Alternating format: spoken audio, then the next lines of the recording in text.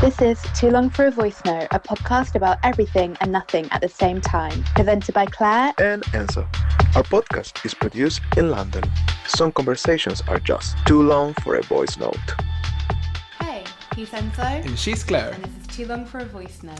Welcome back, guys, to a new episode of Too Long for a Voice Note. What are we doing this week, Enzo? Well, this week we have like a new idea. We want to try something new. Kind of like a new type of... Like a segment. A segment, right? We want to create a video that talks about like shows on Netflix that you should watch in March. Basically, our shows that we're watching on Netflix. I'm gonna like give you a recommendation, talk about it. So, you know, if you're looking for something to watch, here you go. There's... March recommendations on Netflix, we'll call it. That's something along this line. And if you guys enjoy it, please do remember to give this video a thumbs up, and that will Subscribe encourage us to make more of them. And we'll do an April one. Yeah, exactly. You know. Yeah, if you feel like it's kind of like you would like to hear or to like know from us, or kind of like if you think like the recommendations are worth it in any way, let us know so we can keep doing this type of videos. Because I think, you know, we like a lot of like a very visual people. I mean, we all are, but you know, we really like movies and films and things.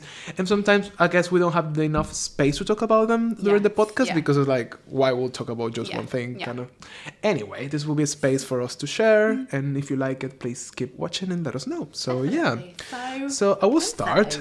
I have some things that I think you guys should watch in March. Also, maybe you too as well, Claire. Tell us. I need some new recommendations, to be honest. So actually, I was watching this show of Jonathan Van Ness. It's called Getting Curious with Jonathan Van Ness. Jonathan Van Ness is, if you don't know who's him, he's kind of, well, he's a celebrity now at this point. He's like, he's one of the 5 guys from the Queer Eye, the show.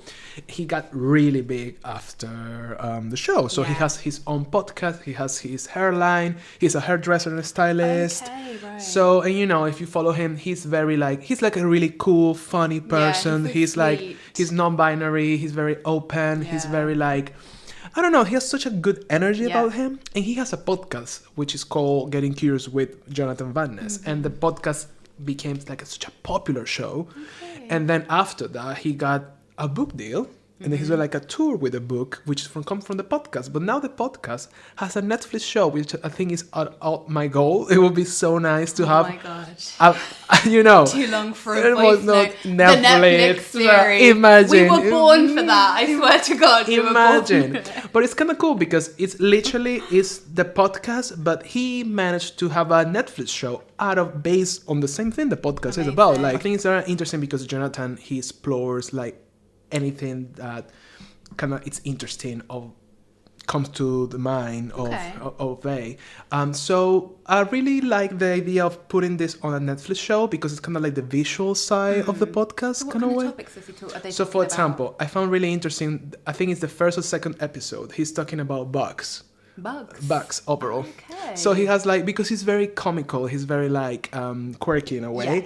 Kind of the episode is kind of like, are bugs gorgeous or not? So he's I think he wants to like, because normally it comes from the idea of like we don't really like bugs, overall bugs, because we think they're a bit ugly or they're a bit like nasty or whatever. So he went to kind of like explore in depth everything about bugs, how they work, how they live, what they give to the planet, blah, blah, blah. So one of the interesting thing about that episode, and I think that's why it's a good show, because it's kind of like educational, but in a really different point of view, and I think it's for the whole family as well. Right. It's not doesn't matter what age are you or whatever. I think it's really nice how it's done as well. Kind of also, if you have comedy, it's there. So in this episode, which I found really interesting, he went to talk with this biologist, and I think it's entomologist, which are the person who studies the insects and bugs and plants, like, things like that. So basically, this woman is kind of like, is a doctor, and she works, I think it's like the National History Museum of New York or something. I don't remember exactly. But what I found really interesting, she's kind of like obviously the only female in this field.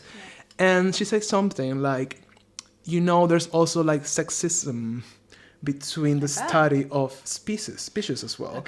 As we know, like, if it's a disease or something, like women are not as studied as men, it happens with insects as well. So she decided for herself to kind of like her studies, or her like main thing is kind of study how like female insects, how they work, and what they add to the nature and the process of how our life is. And she's making like great like discoveries because, no surprise, there's not been enough studies of female bugs and insects because all the biological whatever blah blah blah basically that only looks at the guy bugs because they're only the guy bugs because there are men behind this only. So typical thing, right? The same as in medicine, like always men are more studied than women because less women and blah blah blah. So there's a few interesting things there. I don't know, I think it's a very entertaining and you learn a lot. So also watch another episode which is about like the transgender non-binary identity. It's kind of like a cool it's an identity exploration show, but kind of makes you feel, reflect and learn a lot. It's another episode I think is very cool about like eating, like also eating bugs and like insects, how it's the future as well, blah blah blah. So I'll definitely watch that. That sounds really, really good. It is really like a feel good show. And remind us of the name again. It's Getting Curious with Jonathan Van Ness. So we're gonna put here we'll put like a list of everything in. It's kind of like cute. Shorts. I mean, I think it's like 25 or 30 minutes episode. So it's very well edited, very fun. It kind of sounds similar to the Goop series, but I guess it's something, very different vibe but it's come more from him. Yeah. Because I don't think Gwyneth Gwyneth was so me with Gwyneth, but this seems very personal, but also feels personal because it comes from his podcast. Yes, so it's kind of like good. Well, Netflix, if you're watching, two beautiful faces here that to are be born honest, to be on TV. when I watched this, I was like, that's what we need, like a Netflix show out of our podcast. Imagine the things we could do. We can talk about people. It's a very good show. I think you will learn a lot, and in a very cute. And it's not like preachy, which is good. It's not like you're gonna learn today. It's not that vibe. It's just him being curious. Yeah, and, like, exactly. Being curious. Yeah. So it's cool. So that's my recommendation for sure for March. You should watch it. I think it's only one season. It's kind of thing. It was released last month. So. Okay. I have a recommendation. What are you watching, Claire? Well, I'm watching something which I feel that everyone will enjoy. Men, women. No, but it's called Toy Boy. Oh yes, Toy Boy. So Tell us more, Claire. Why are you watching Toy Boy? Just to practice my Spanish. Because it's a Spanish show, right? Yeah. So Toy Boy is a Spanish show. So the second series has just come out onto Netflix now, which you're watching it now. I started, season 2, But it's about male strippers. Why not? But actually, it's like it's quite the main guy has, this is not a spoiler or anything, but he was kind of like wrongly convicted of a murder. He wakes up, as you do, on a boat with a burning body there, and then goes as you do, prison. Happened to me last week, and then he has to figure out that it's about him finding his innocence. So that's kind of the story to it. But of course, the guys are... you do want to know. I feel like I'm defending it, but of course the guys are... It's kind of like a telenovela vibes, a bit soap opera. A bit. But it's entertaining. And it's kind of like, you really want to know what's happening. You do want to know. And it's season 2, and still you're wondering what's actually happening. I mean, it's many layers there. It's a bit very strange, but I think it's very entertaining. Yeah, watching as well. And there's always a really great stripper scene.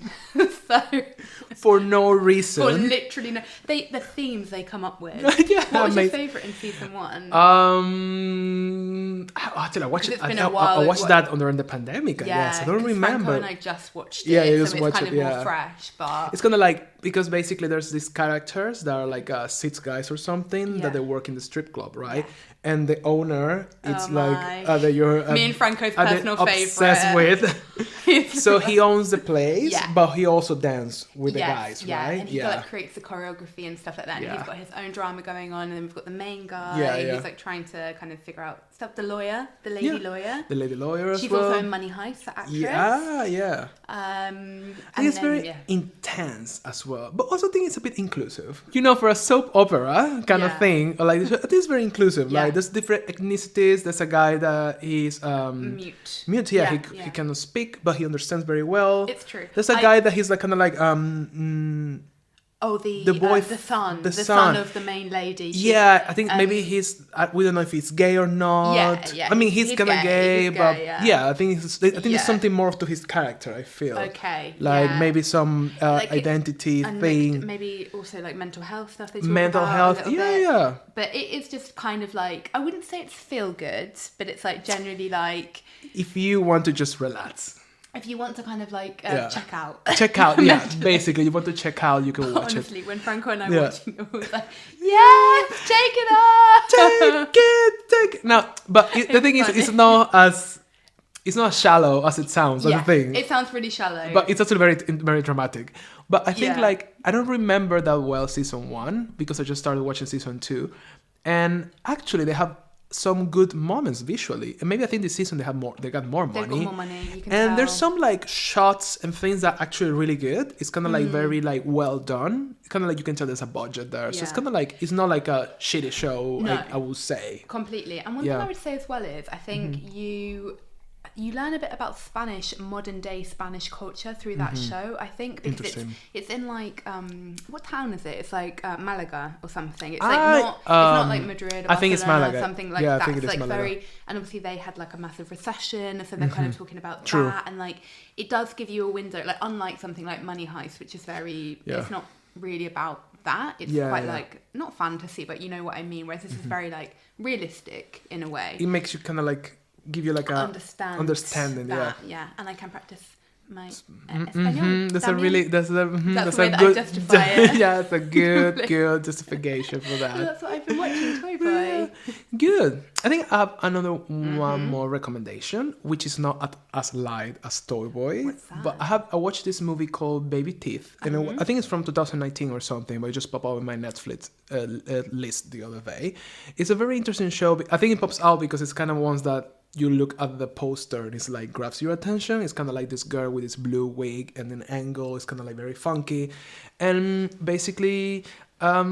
There's no spoilers, I guess, for the story, but basically it's this girl that she has cancer, and she randomly meets like this kind of like guy that is very into alcohols and drugs, and it's kind of like a homeless but not, and she met him like in the middle of like a train station or something like that, and that changed her life in many ways. But what I found interesting about this movie, I think it's very like emotional, and there were many moments that I feel like I wanted to cry. Really? Literally, it's really, really like deep. It's kind of like very sensitive story. And I think what I found interesting is how, because it's the story also of the parents of the girl and how they're dealing with the fact that their daughter has cancer and how the relationship is being affected through this whole situation, even though they're like a privileged family and they have money. The dad, he's a therapist and all of that. So it's kind of like it's a really good dialogue. It's very like emotional, and you can see like all the stage of the girl she's going through. Kind of like she's like in her teens, so it's very good. Like if you want to watch like a movie with like really good shots and like a lot of emotion around, I think it's very well rated also in Rotten Tomatoes and like IMDb. It's like a really, really good movie. I really like it. It's really like it has many layers. I think it has it's interesting like how they portrayed someone with cancer. It's kind of I felt it was not the typical portrait of a person that is going through this process of being sick. I think it's very like I don't know. It has like a very interesting. Like she's not a victim kind of thing. She's more definitely not. It's not about that necessarily, I guess, but it's more like how she deals with that and how she finds kind of like hope and a strength to keep going. But it's not cheesy at all, that's the thing. It's very like rough. So this is a film, not a It's a series, film. It's a film. Okay. But it's really easy to watch and it's really beautiful visually as well. I really, really like it. I think it's a really good I'll film. definitely watch that. Baby Teeth. Baby Teeth. Yeah, it's very, very interesting. And the characters are really good as well. So I think it's definitely like a movie you should watch. And also I think the director is a woman, is Australian. Okay. I don't know. I'm not sure if it's based on like in a book or something because I think it is. But yeah, it's a really good recommendation for to watch. Like a kind of like a serious movie, but not. It's not super draining. It's more like emotional, I guess. So yeah, definitely. Baby Teeth. Yeah, these are our recommendations to what to watch on Netflix in March. Yeah. So please let us know if you like this section, so we can like make it better or make things like suggestions, or if you want us to kind of like make another tops and things. Yeah, So like talk about different things, or Yeah. maybe what music we're loving, or something yeah, like that. that'll be cool. Even, That what we listen. We can do like what we listen in that March. would be fun, right? I would Or maybe love we that. can do a things that we're loving each month. We No, can I expand. like it. I But like again, it. please tell us with a thumbs up if you like these ideas, Or if you're like, not, if you're like, guys, it's drop just it. like, please just get a normal job, something like that. Literally. But tell us in the comments what shows you've been Yeah. loving, and Yeah. yeah. Thank you, See you everyone. soon. See Bye, you. guys. Bye.